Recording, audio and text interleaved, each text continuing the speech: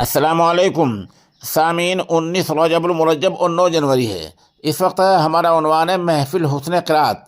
उम्मुल मदारिस दारुल उलूम देवबंद की सबसे कदीम अंजुमन सौतुल कुरान की 45वीं सालाना महफिल हुस्न क़िराअत का इनेकाद अमल में आया है, जिसकी सरपरस्ती हज़रत मौलाना कारी सैयद मोहम्मद इरशाद दामत बरकातुहुल आलिया और इसकी सदारत हज़रत मौलाना मुफ्ती मुज़म्मिल साहब बदायूनी दामत बरकातुहुल आलिया उस्ताद दारुल उलूम देवबंद ने फरमाई है और इसकी निज़ामत मौलवी व कारी शुएब आलम बडोती ने की है।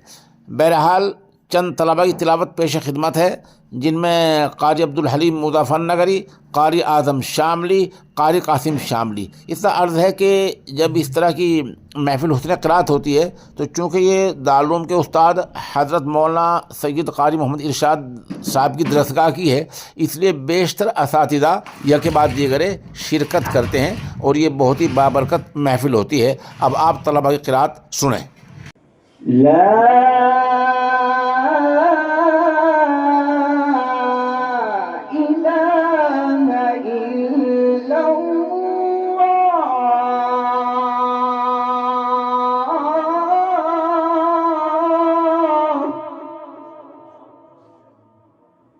वल्लाहु अकबर वलिल्लाहिल हम्द वलिल्लाहिल हम्द।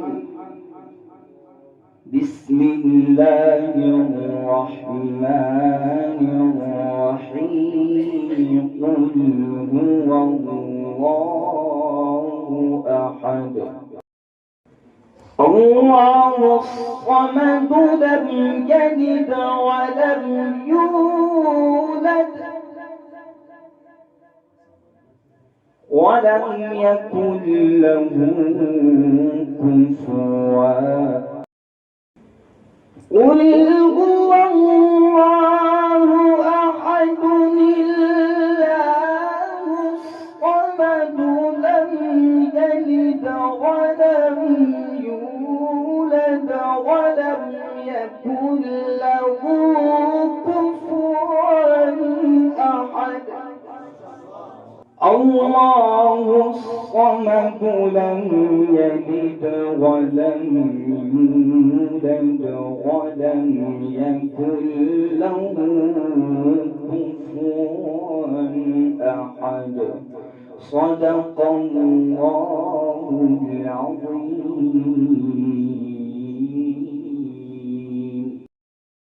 ألم نجعل له عينين ولسانا وشفتين وهديناه النجدين فلاقتحم العقبة وما أدراك ما العقبة. ألم نجعل له عينين ولسانا وشفتين وهديناه النجدين فلاقتحم العقبة وما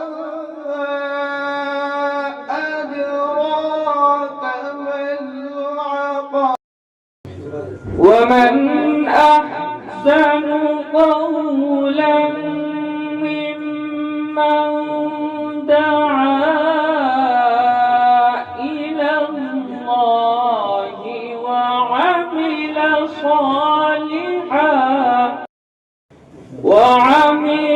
صالحا وقال إنني من المسلمين.